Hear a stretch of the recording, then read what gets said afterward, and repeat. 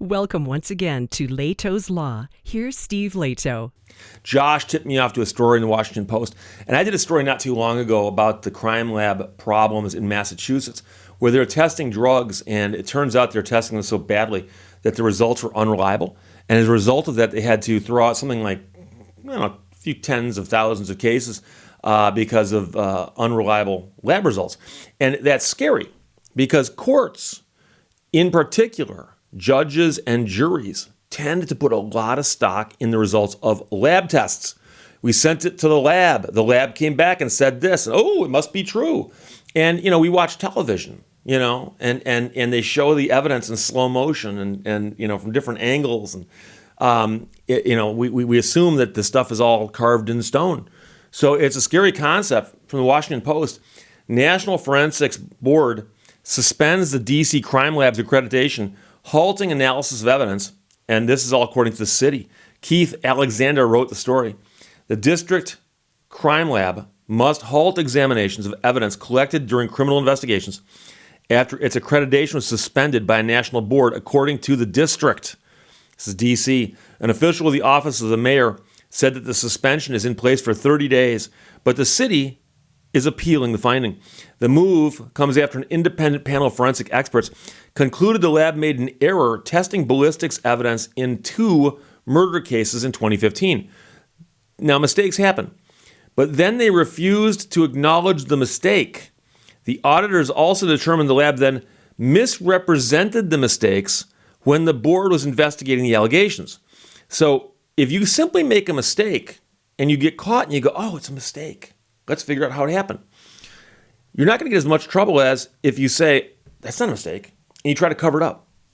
So the ANSI National Accreditation Board alerted the D.C. Department of Forensic Sciences on Friday that it had suspended its accreditation for all forensic evidence investigations, including DNA analysis, firearms, and rape kits. And by the way, you might say, but Steve, ANSI's National Accreditation Board suspended its accreditation. Who cares? They can keep doing the work. Well, no. Because when a witness gets in the stand to testify, and the prosecution brings them in, let's say, and you are a lab technician, you work for this crime lab, and you've done these studies, blah, blah, blah, blah, blah, and you came to this conclusion, reasonable degree of certainty, okay, no further questions. Defense attorney gets up. Where do you work? What are your qualifications? What are the qualifications of the lab at which you work? Are you guys ANSI National Accreditation Board certified? You're not? When did this happen? Why did this happen? No, I won't ask you why. I'm going to walk you through this with closed-ended questions on purpose. Isn't it true that your accreditation was yanked because you guys got caught turning in bad evidence, and then when you got caught, you denied it and tried to cover it up? Isn't that true? So, no, you can't put these people on the stand until this gets resolved. Now, it is unclear what prompted the board to suspend the lab's accreditation at this exact moment, but calls and emails to the board were not returned late Friday or Saturday. Now, DFS is an independent city agency. That's the Department of Forensic Sciences. It operates out of a $220 million facility in Southwest Washington that opened in 2012 and was hailed as the city's first independent lab not associated with the prosecutors. So that's a good step, because if you've got a lab that's associated with the prosecutors, you got to wonder how neutral their work is. So they've got an independent lab. The independent lab's going to be doing the work. That's good, except they got to do good work. So the suspension means the district's police department, federal and local prosecutors, and the city's medical examiner will have to contract with outside labs to process evidence. The deputy mayor for public safety and justice said the national board was also considering pulling the lab's accreditation as part of a possible accreditation withdrawal. So it could get yanked permanently, or, until they work hard to get it back.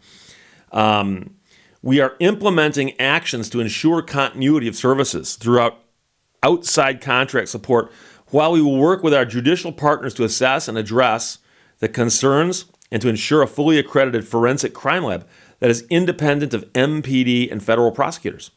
Again, that's the deputy mayor speaking. He said the suspension was 30 days and the city would appeal. On Friday night, the lab's director sent an email to her employees alerting them of the suspension. The laboratory will be appealing this determination.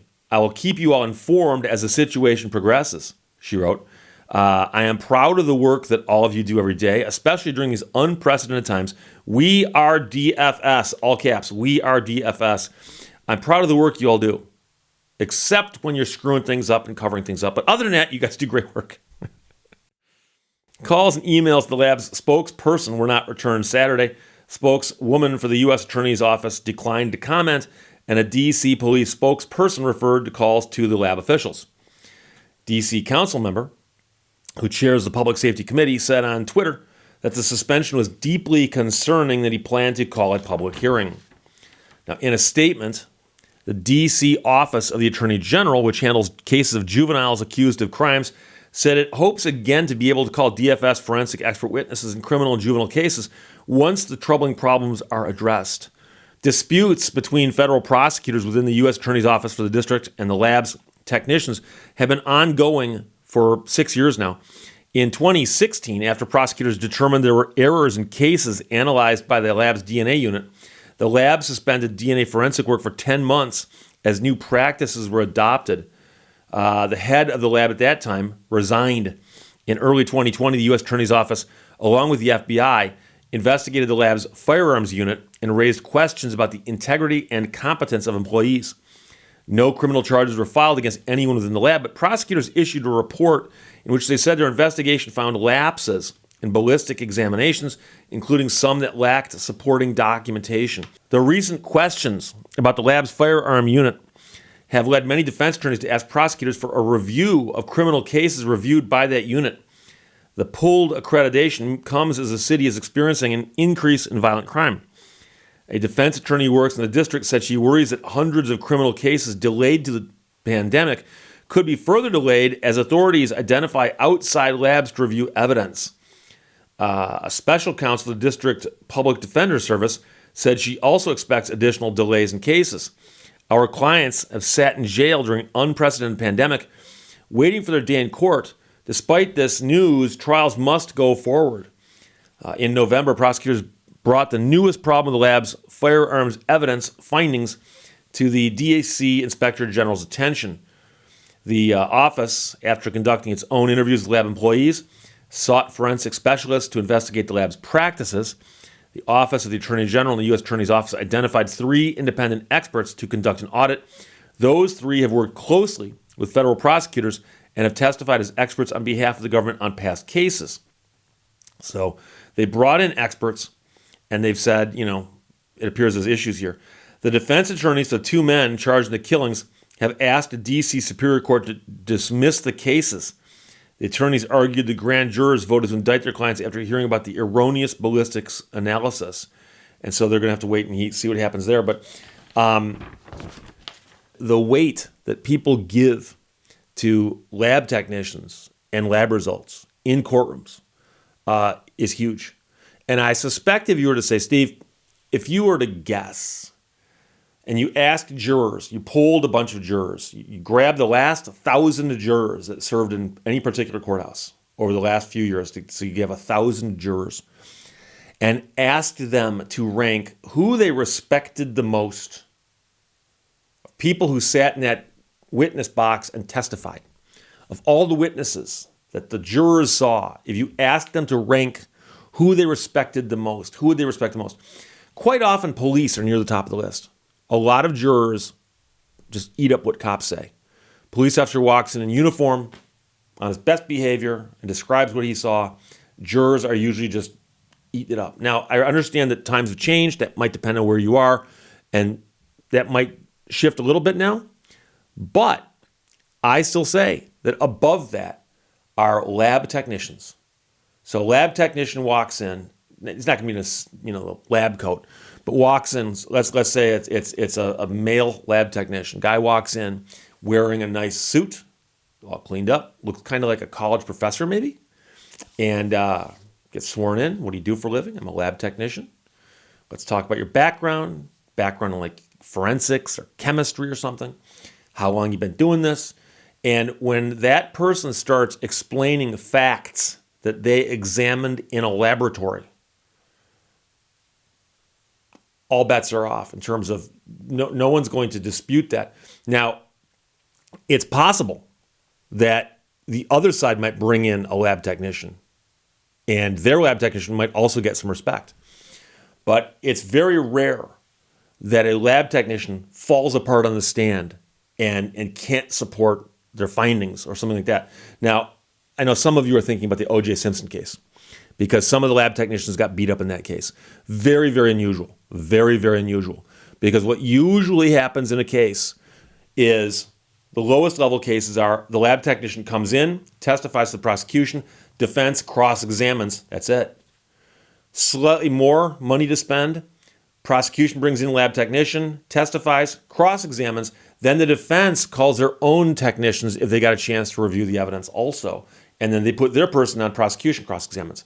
But even so, I'm willing to bet you that if you ask the jurors, what did you think of those lab technicians, even though they were competing in that sense? They were saying opposite things. I'll bet you anything they say, we still respect them. They have a difference of opinion, but we still respect them. And so I think that there is a huge amount of weight given to what lab technicians testify to and lab results. So when somebody walks in and they put up on the screen a graphic and it's got some numbers and a chart and something, or a photograph of something that's got one of those weird rulers with the marks on it next to it, okay? And they're showing you this, and they're talking about probabilities and statistics and stuff.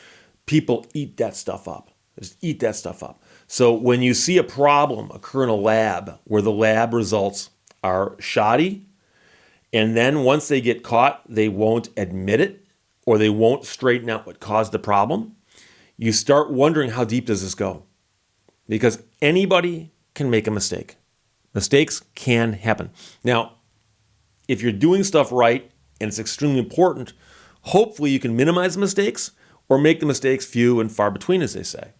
But when they say, look, we found 2 murder cases, 2, where they made mistakes that appear to be similar, and when we called them out on it, they didn't say, oh, we made a mistake, let's analyze this and fix this. No. They refused to acknowledge the mistake, and then they misrepresented the mistakes when the board is investigating it. And so when someone's trying to cover something up, you ask, why are they doing that? Because they could have just said, oh, it was a mistake. And if it was a mistake, that is. So it's worrisome. I talk about how judges and attorneys and cops need to be held to very, very high standards.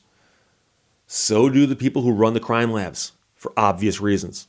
And so this is extremely important. So the Washington Post ran the story. Josh sent it to me. The National Forensics Board suspends the D.C. crime lab's accreditation, halting analysis of evidence, the city says. Keith Alexander wrote it. Great story. Questions or comments, put them below. Let's talk to you later. Bye-bye. Thank you for watching Lehto's Law. Contentment is being satisfied with things as they are, not as you would like them to be.